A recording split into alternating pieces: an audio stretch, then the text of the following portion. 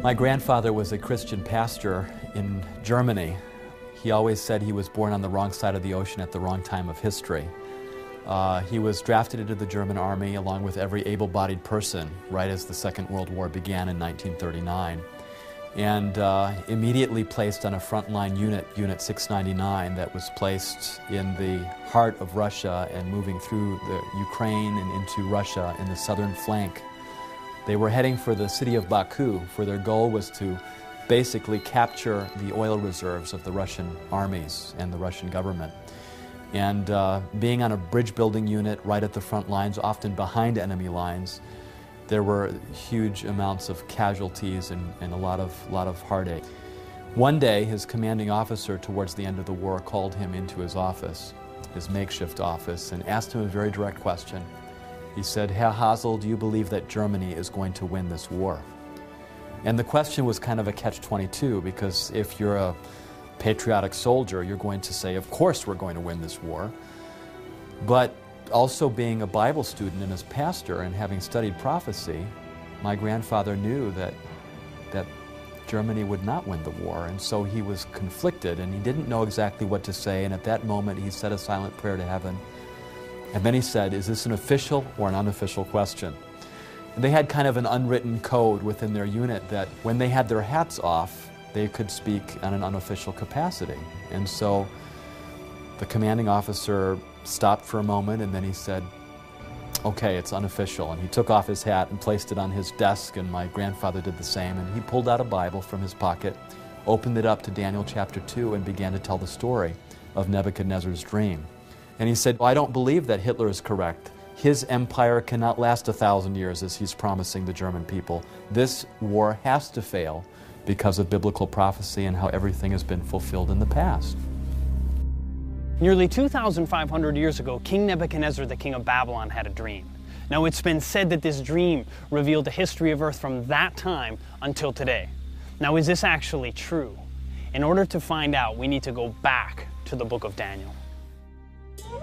Daniel was taken captive about 605 BC. According to the book, he was taken captive right about the beginning of the reign of King Nebuchadnezzar II, who established the resurgence of Babylon as a very strong power in the ancient Near East. He took a number of princes from the city of Jerusalem captive, one of whom was Daniel.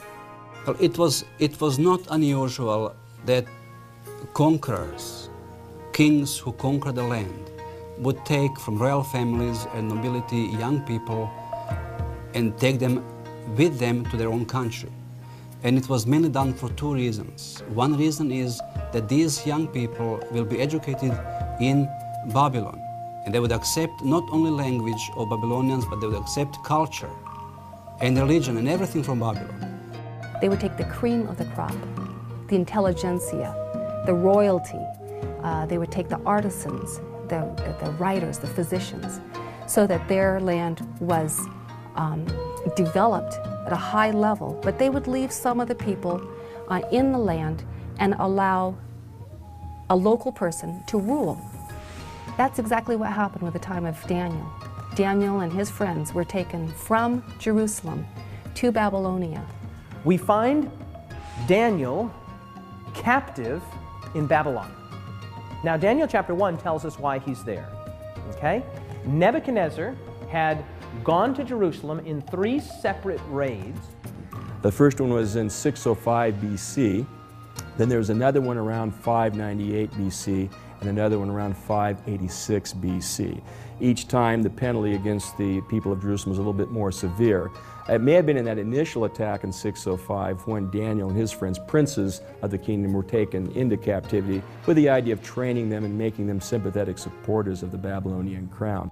This piece chronicles events from 605 to 594 BC, including Nebuchadnezzar's campaign into Palestine and the first capture of Jerusalem. Daniel was probably brought back to Babylon on the first raid by Nebuchadnezzar. He comes to Babylon and he is enrolled in the schools of the Babylonians. He's given a Babylonian name, he's fed Babylonian food.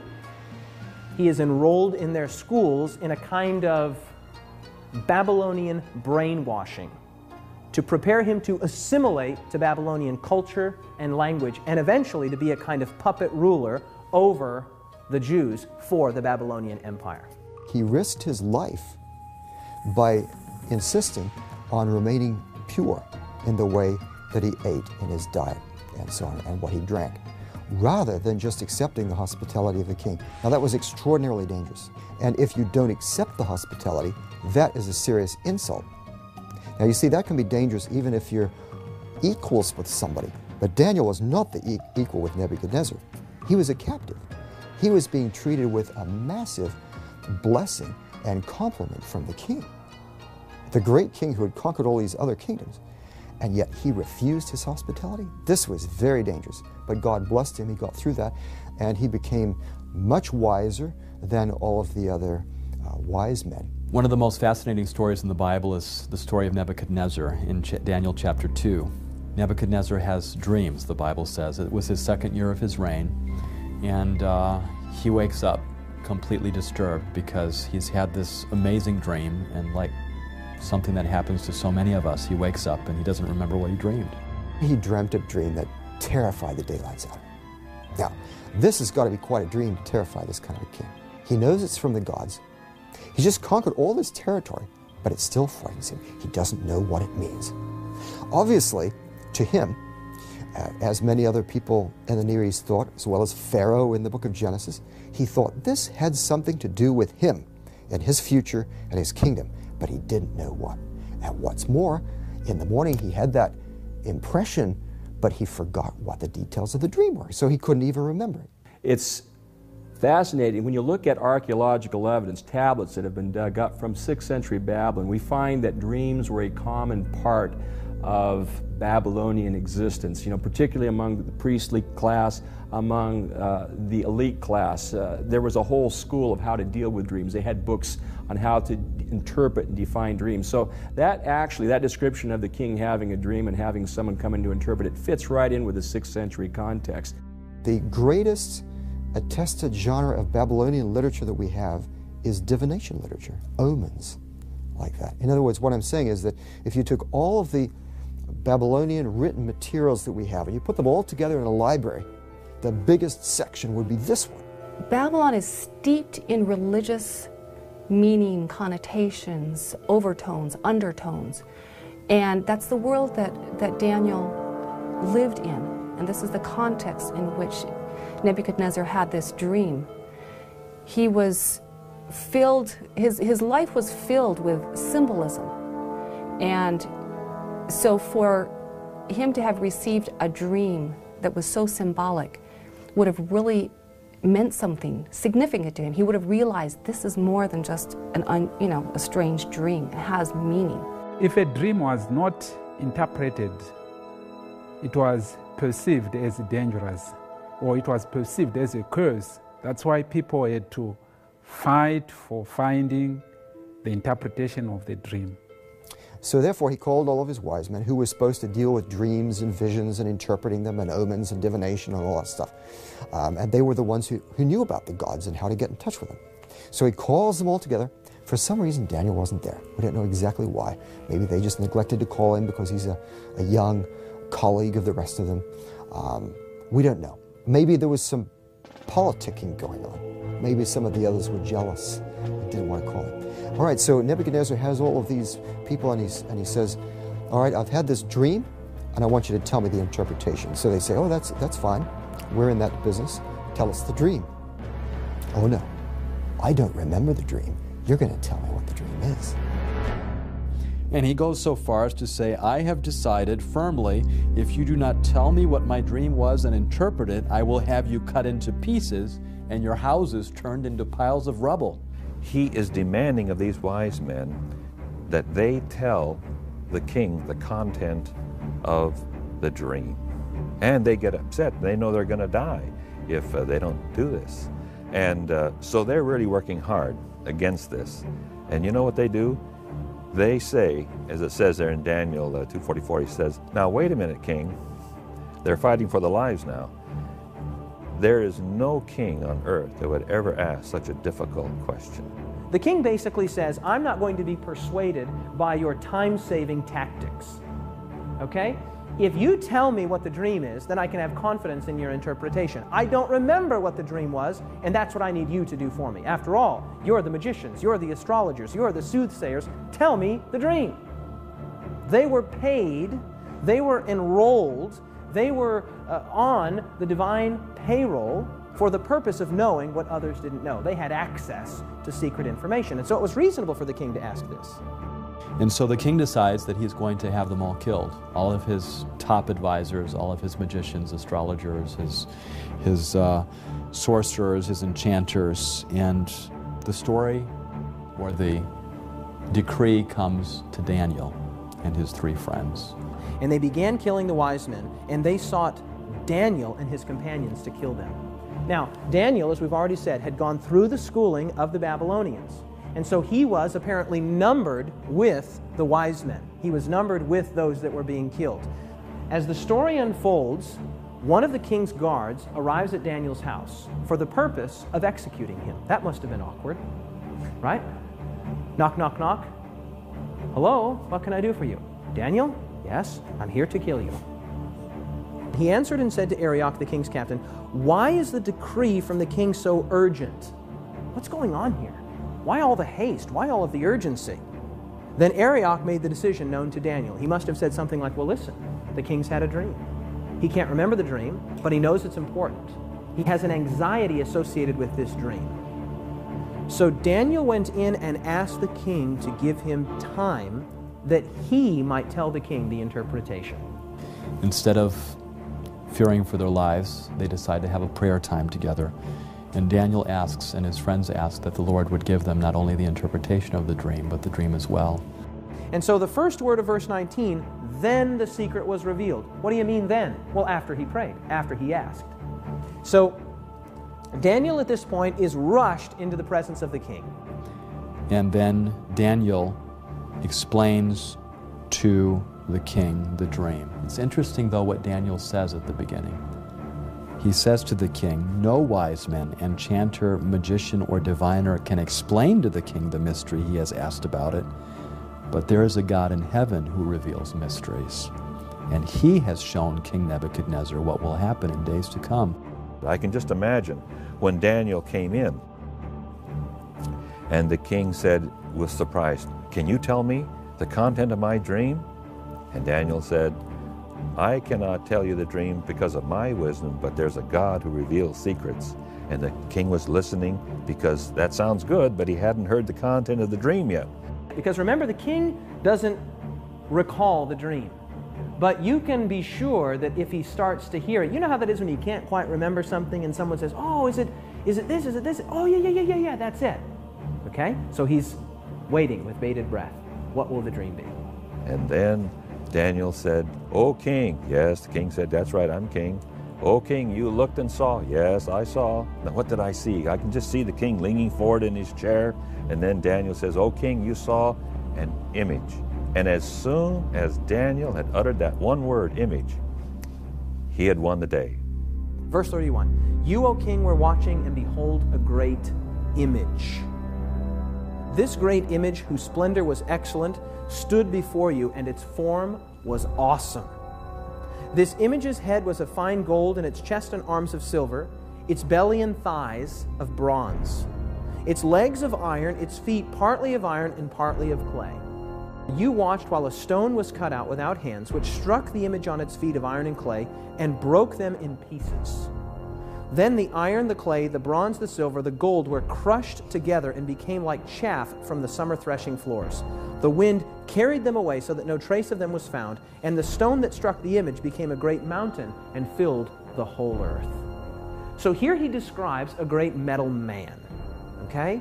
The head of gold, the chest and arms of silver, the belly and thighs of bronze, the legs of iron, and the feet partly of iron and partly of clay, okay?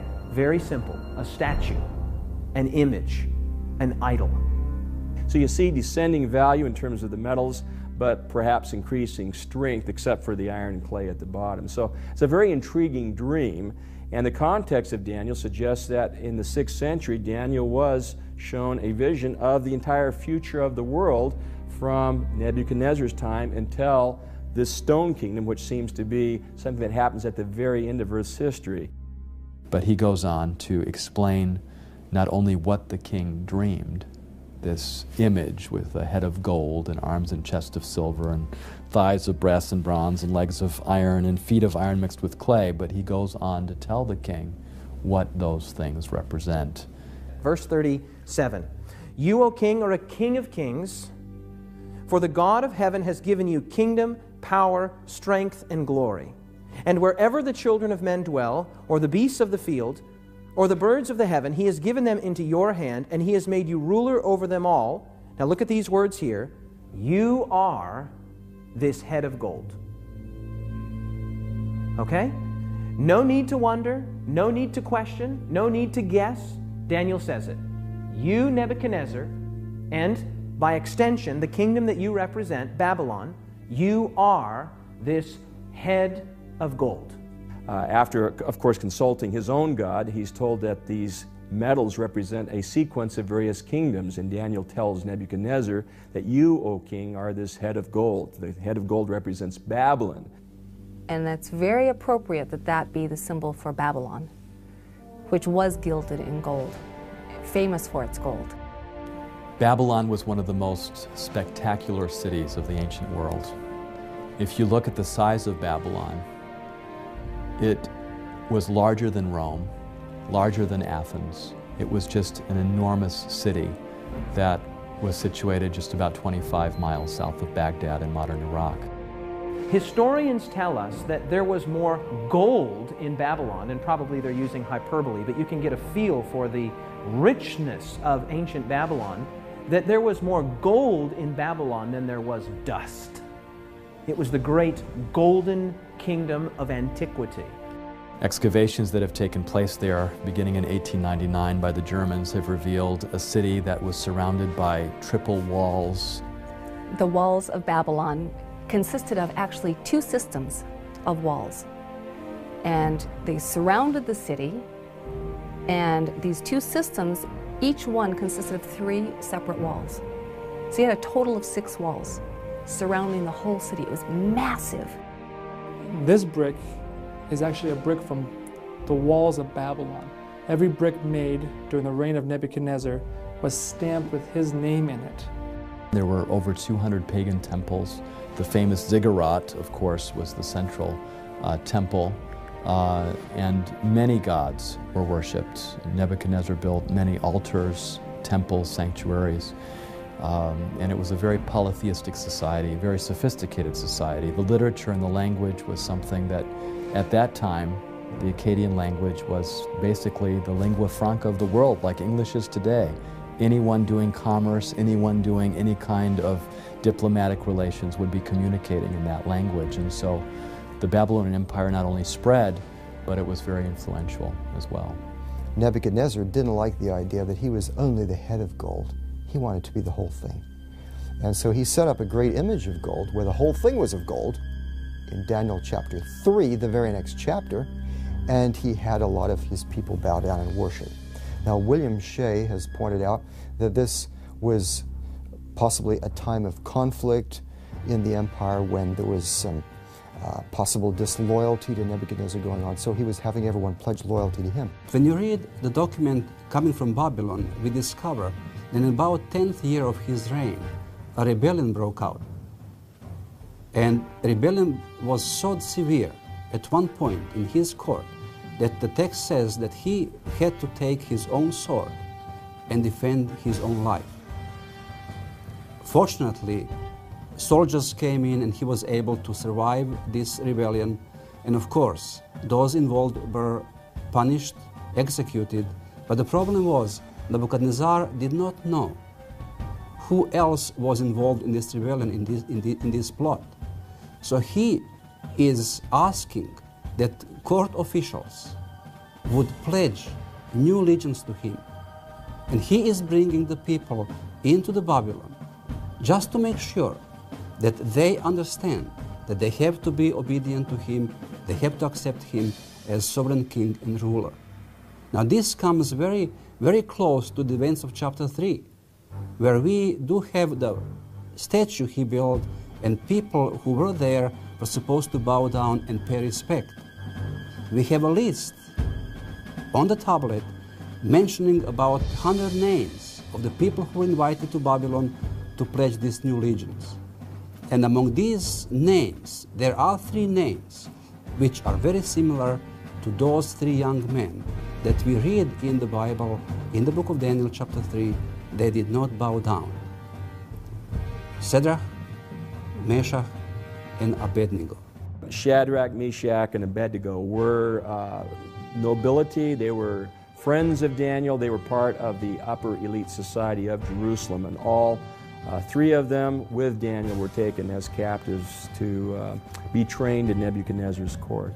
Those who don't bow down, which are the friends of Daniel, he has them thrown into a fiery furnace and heated up very hot. It's like a brick kiln. Nobody could survive anywhere near it. In fact, the people that threw them in were killed. But the fact that the whole image is of gold really shows that Nebuchadnezzar is rebelling against the vision of Daniel chapter 2. He's not accepting that God is just allowing him to be the head of gold. He wants to be the whole thing and go to the end and reign forever. And so he has some hard lessons to learn. Because in Nebuchadnezzar's mind, Babylon is not a temporary kingdom. Babylon is the apex of all kingdoms. It is the unending kingdom. And so Daniel says to Nebuchadnezzar, "You are this head of gold." Nebuchadnezzar must have loved that. But he didn't love what came next. Take a look at verse 39. "But after you shall arise another kingdom, inferior to yours, then a third kingdom of bronze, which shall bear rule over all the earth." Nebuchadnezzar was listening to that and probably didn't like it, but he heard in Daniel chapter 2, 39, that after you, that's after you, Nebuchadnezzar, after the Babylonian kingdom, another kingdom will come. Now, I'm sure that Nebuchadnezzar did not like those 2 words there, after you. But Daniel says, after you, another kingdom will arise, and then a third kingdom of bronze. So now you get a feel for what the interpretation of the dream is. The gold represents Babylon. After that, the silver represents another kingdom, and then a third kingdom of bronze, and then that critical phrase there, which shall bear rule over all the earth. Now, here's a critical thing to understand. That phrase, which shall bear rule over all the earth, lets you know that these are not mere regional or tribal powers. These are world-ruling entities, world-ruling powers. Babylon was the greatest nation of antiquity up to that point. But Babylon would be succeeded by another kingdom. Well, the conquest of Babylon is rather interesting. The Persians come up to the city and they surround the city. Of course, from the book of Daniel's perspective, Belshazzar the king is trapped in there with his nobility, and they feel quite safe. The walls of Babylon were very sturdy, very strong. Belshazzar knows that Cyrus is invading, that he's approaching, but he's not afraid. Babylon is invincible. It's got the walls around the city, it's got canals, it's got moats, and it's safe. One of the key features of the city of Babylon was that the Euphrates River ran through the city. That was a source of water for the inhabitants of the city, and you couldn't just break into the city. The gates were very well constructed, and the river itself, there were special barred gates that came down into the river, making it impossible for anyone to sneak into the city through the river course. Babylon, in fact, was under the rule of Belshazzar when it fell, on the night that it fell, according to Daniel chapter 5, when the armies of Cyrus under this general came and they got into the walls, and the Greek historian refers to the idea that, in fact, the armies of Cyrus diverted the waters of the river Euphrates. The Persians were able to divert the water by building a canal upstream and diverting the course of the river so that the water level going through the city actually dropped very low, and the Persian soldiers were able to slip underneath the water gate into the city itself, while the guards and other people of Babylon apparently were partying at Belshazzar's last party, and they were able to go in and take over the city that way. Once you break into the city, open up the rest of the gates, and the Persian army can race in and take over. Belshazzar gets reports that cities are falling. So is he celebrating because he feels secure? That's what many say. Is he celebrating to drown out the fact that he knows the empire is about to fall? That's what some say. In any case, he's feasting, and he brings out the beautiful goblets and vessels that were in storage from the Israelites' sanctuary, from Solomon's temple. And they're feasting. And they get very drunk, and then they see this writing on the wall. Belshazzar is terrified of what's going on, of what he sees, and he calls for Daniel. And Daniel interprets this for him. It is a matter of time, a matter of hours before the empire is about to fall. Babylon was the greatest nation of antiquity up to that point. But Babylon would be succeeded by another kingdom. And that kingdom would be succeeded by still another kingdom. Each of these medals representing a kingdom and then a subsequent kingdom. Okay? Babylon conquered by Medo-Persia. The Medo-Persian Empire being represented by the silver, the chest and arms.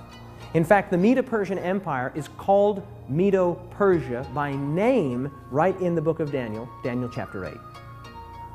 Cyrus, king of Persia, with his general Ugbaru-Gobryas, took over in 539. Now, the Persians were a very powerful empire, and they had quite an enlightened rule in a sense. Cyrus could be brutal on various places. So, for example, there were cities that got in his way that wouldn't surrender, and he burned the whole city with men, women, and children. However, those cities that submitted to his rule, he was very nice to, and he in fact let captives go free to their homes, including the Jews, back to Judah, and he returned gods to their temples and did all kinds of things. Now, the Persian Empire went on, and of course, when a king has a big army and lots of power, he wants to expand his empire. That's every king's dream, right? So one of these kings in the 400s, his name was Xerxes. His Persian name, in Old Persian, which is his original native language, is Shayarsha. Now, that was hard for the Jews to pronounce, so they said Ahasuerus. We know him as Ahasuerus. And the Greeks said Xerxes, which is Xerxes. Okay? He was the husband of Queen Esther. The young girl Esther lived during the Persian period, during the time of Xerxes I. Now, the Bible and the biblical text, the king that eventually married this young Jewish girl was actually called Ahasuerus. Now, I don't know what Esther called him, whether she called him Shayarsha or Ahasuerus, but in any case, that was her husband. And this guy was power hungry. He was also really weird, had a very short temper, and he wanted to conquer Greece. He invaded Greece, expanded the Persian Empire, the son of Darius, of course, and really established these major capital cities and palaces, finished them that his father Darius had started them, but he finished them, places like Susa and Persepolis and some of these fantastic cities of the Persian Empire. But you can imagine the Greeks never forgot what the Persians had done to them. So years later, see, this was in the 400s, over a century later, Alexander the Great rose up. His father was Philip of Macedon. Macedonia is to the north of Greece. And he then took over Greece. And the Greeks and the Macedonians had not forgotten what the Persians did, and they wanted revenge. And so they all got behind Alexander, and he went over and he defeated the main Persian army in 3 great battles, Issus, Granicus, and Arbela, in the 330s, captured Darius III, the last king. The Greeks had been in tension with the Persians for quite some time. There had been several conflicts. The Persians had tried to invade Greece several times. And ultimately, under Alexander the Great, he was able to put a stop to the Persians once and for all in this great battle where he takes on Darius the Persian and wipes out the Persian army. Alexander the Great, 331, on the field of Arbela, a marvelous battle in which, though he was outnumbered significantly, he defeats the Medo-Persian armies. Alexander had assembled a group of infantry and cavalry numbering about 49,000 men. Darius outnumbered him by some estimates by 10 to 1, about 500,000 men, some estimates as high as 1 million. So you can see that Alexander was way outnumbered in that particular battle, but he had developed quite a few tactics, like the phalanx and other tactics from his father that he used very successfully in battle. And at one point in the battle, it got so intense that Darius just turned his horse around and fled, which was a signal for his entire army to do the same.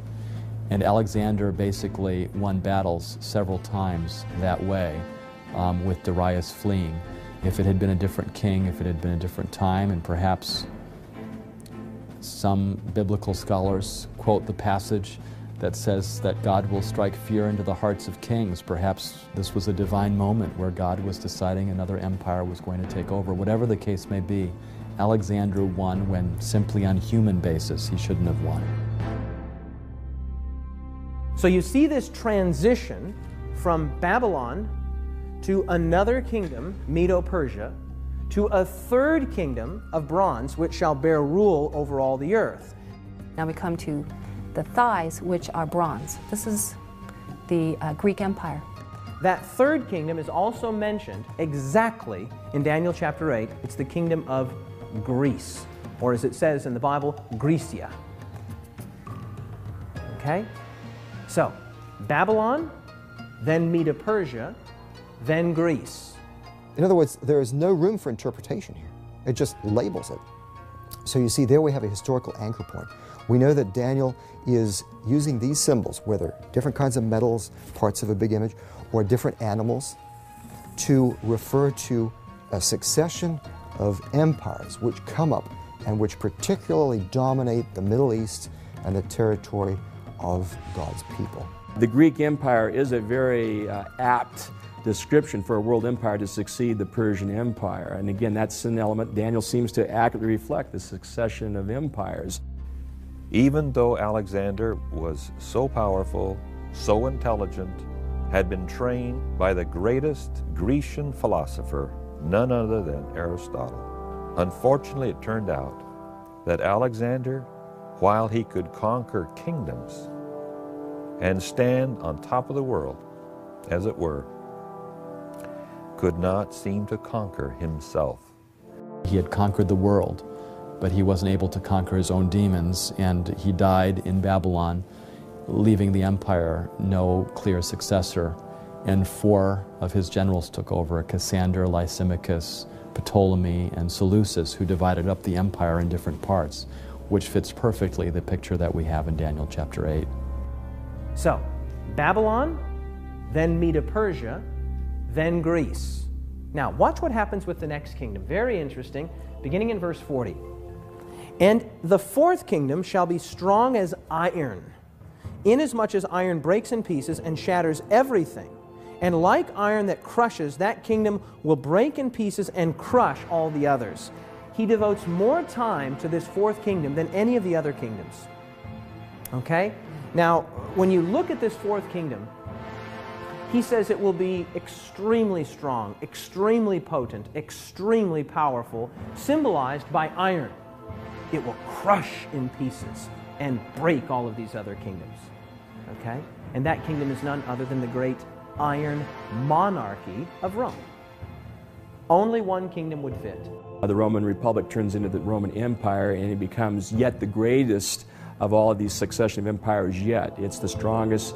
It's depicted apparently in Daniel as the kingdom of iron, and certainly Rome, in terms of its raw strength, its wealth, its riches, its glory may not have been as great as Babylon or Persia or Greece, but in terms of raw strength, none of the previous kingdoms could surpass Rome, and so iron seems an apt description for the Roman Empire.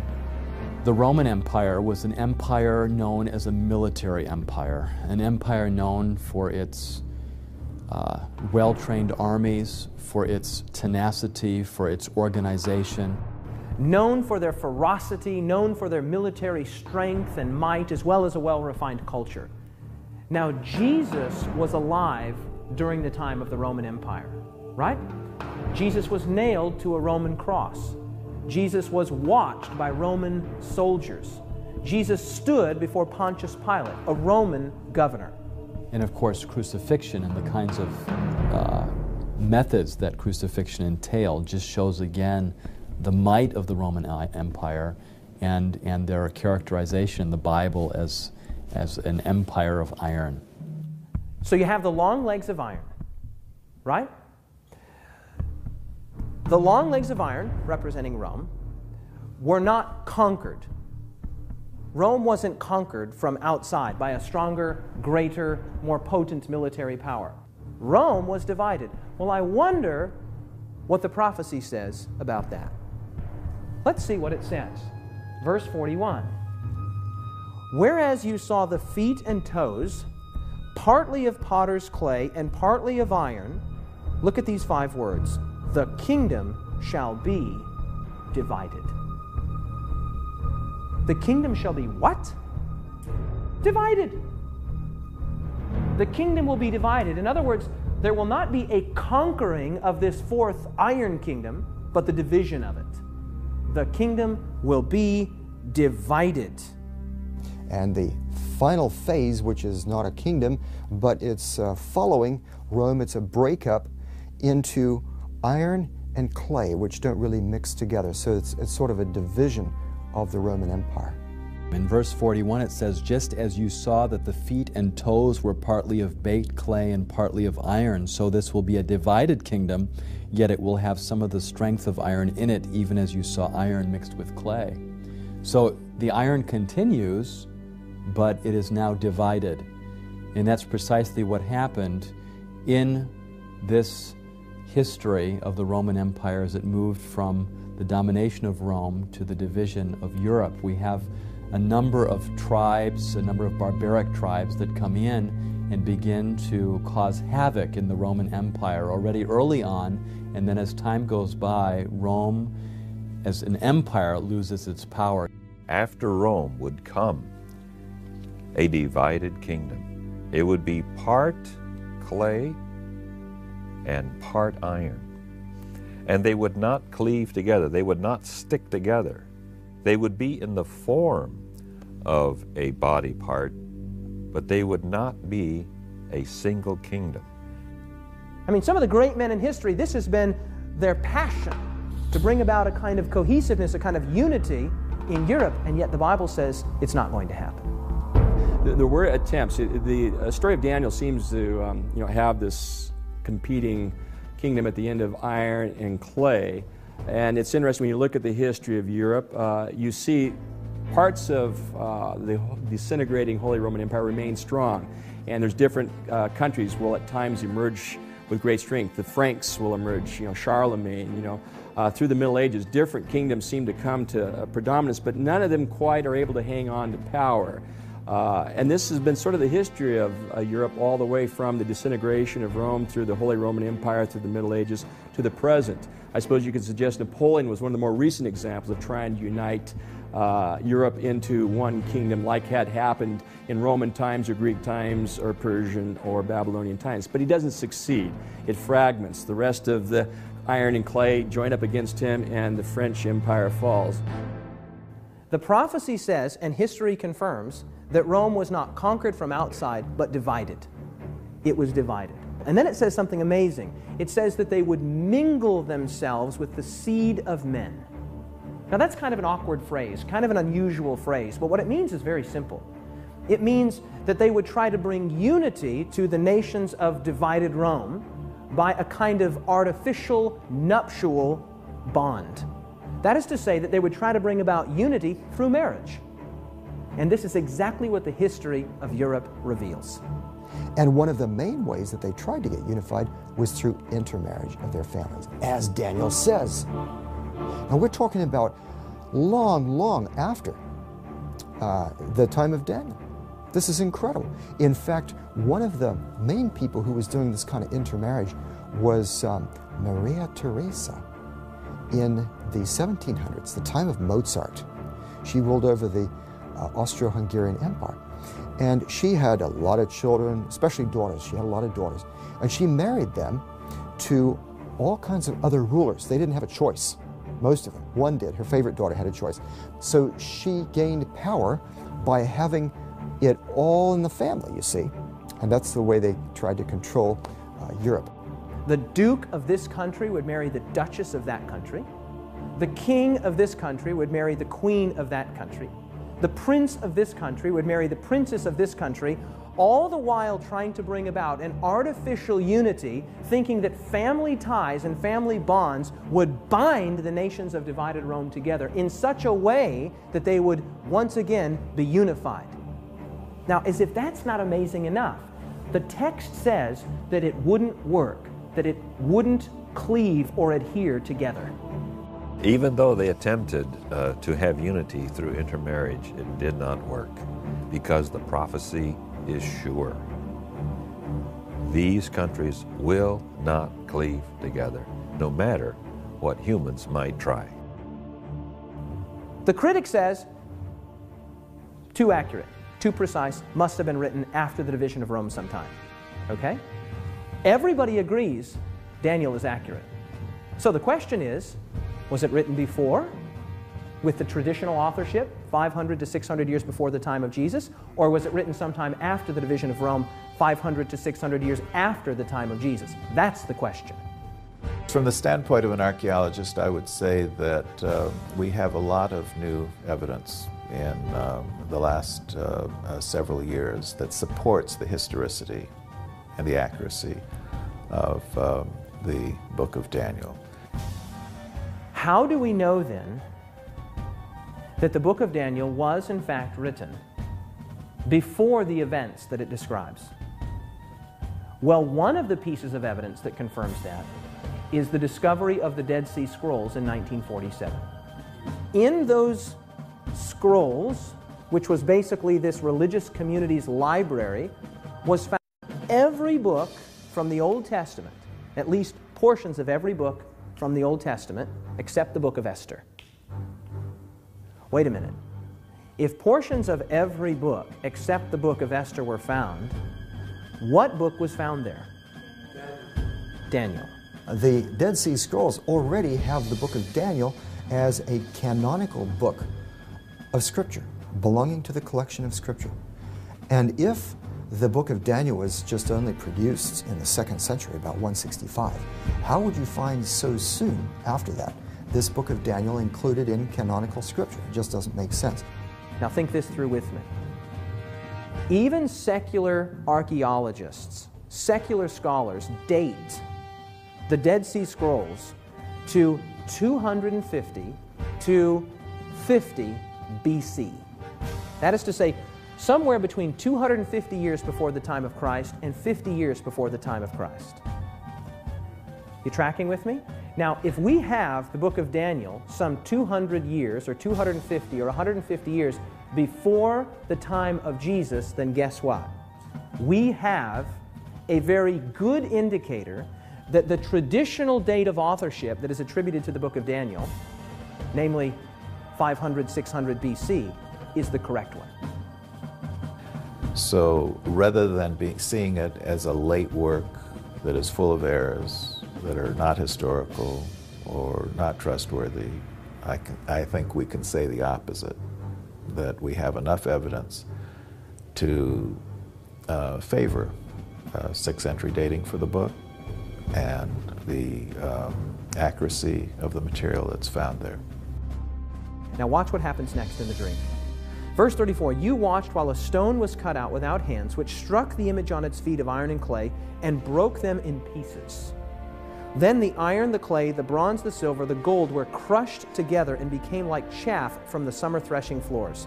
The wind carried them away so that no trace of them was found, and the stone that struck the image became a great mountain and filled the whole earth. Nebuchadnezzar believed that God lived in mountains. So God is using his understanding, and he is choosing that the rock is taken from the mountain and sent to destroy the statue. So Nebuchadnezzar would know from the beginning that it is not that other kingdom will come to destroy the kingdoms of the world, but it will be something that comes from God. In this particular context in Daniel, It is precisely a rock being cut without hands. In other words, not something that humans are doing, but something divine that is happening that will establish a kingdom that will last forever, that will take the place of all these other earthly kingdoms.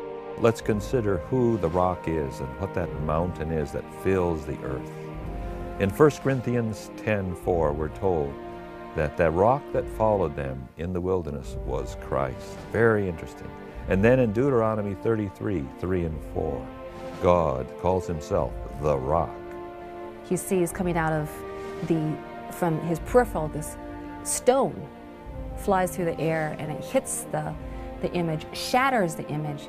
This is Christ. This is the coming of Christ. And then he said, this represents the kingdom of God, which is coming to human history, to intervene, to take over from all of these kingdoms of the world. And then this becomes a great kingdom that fills the whole world, and he reigns forever and ever. Remember with me that the book of Daniel was written some 500 years before the time of Jesus. Okay? 500 years before the time of Jesus. Staggering. I mean, you couldn't tell me what's going to happen in the next 5 minutes, much less the next 5 centuries. Daniel's writing in the time of Babylon, and he foretells, really, if you divide the prophecy up into 7 sections, he really foretells 7 things, okay? He said there would be Babylon and there was Babylon, that's 1. The prophecy says there would be Medo-Persia and there was Medo-Persia, that's 2. The prophecy says there would be Greece and there was Greece, and that's 3. The prophecy says there would be Rome and there was Rome, and that's 4. It says that Rome would be divided, and Rome was divided, that's 5. It says that Rome would continue to be divided despite overtures, both political and marital, to bring a unity, and it is still divided to this day. That's 6. The only thing left to be fulfilled in this prophecy is that stone hitting the image and God establishing his own kingdom, which will never be destroyed. The commanding officer stopped for a moment, and then he said, okay, it's unofficial. And he took off his hat and placed it on his desk, and my grandfather did the same. And he pulled out a Bible from his pocket, opened it up to Daniel chapter 2, and began to tell the story of Nebuchadnezzar's dream. The image with a head of gold and arms and chest of silver and thighs of bronze and legs of iron and feet of iron mixed with clay, and went through the world empires that those represented: Babylon, Medo-Persia, Greece, and Rome. And he said, we're now living down in the period of the disintegration of the Roman Empire after Rome fell, and this is Europe today, and this feet of iron mixed with clay, and just as iron does not mix with clay, that's the time period that we're living in. And so I don't believe that Hitler is correct. His empire cannot last 1,000 years as he's promising the German people. This war has to fail because of biblical prophecy and how everything has been fulfilled in the past. His commanding officer was very thoughtful when the Bible study was over, and then he said, could I see your Bible? I'd like to keep this. And my grandfather said, okay, and he handed over the Bible. And he said, I want you to be here again tomorrow morning at 9 o'clock. You're dismissed. The next day he showed up at 9 o'clock, and only to see that there were 2 other high-ranking officers on either side of his commanding officer. And at that moment, as he walked into the office, he thought, oh no, for sure I've been betrayed. But then his commanding officer took off his hat, told the other 2 officers what their arrangement was, and that everything that would be spoken would be not repeated again, and handed back my grandfather his Bible. And my grandfather opened it up to Daniel 2, as he was told that he would have to tell that Bible study all over again. And so that's what he did. He went through the Bible study, went through each of those medals on that image, and as he went through those medals, he talked about the dates. And every time he mentioned an empire like Babylon and the dates of 605 to 539, he noticed some communication going between his officer and the other 2 officers, kind of imperceptible, but there.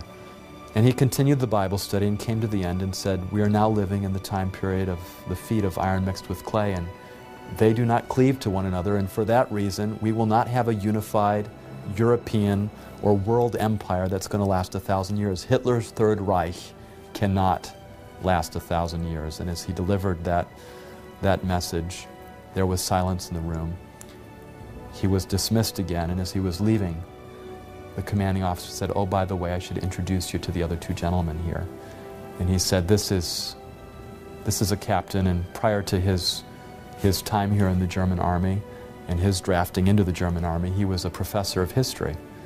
And then he was introduced to the other gentleman, too, who had been a professor of history as well in his civilian days just before the war.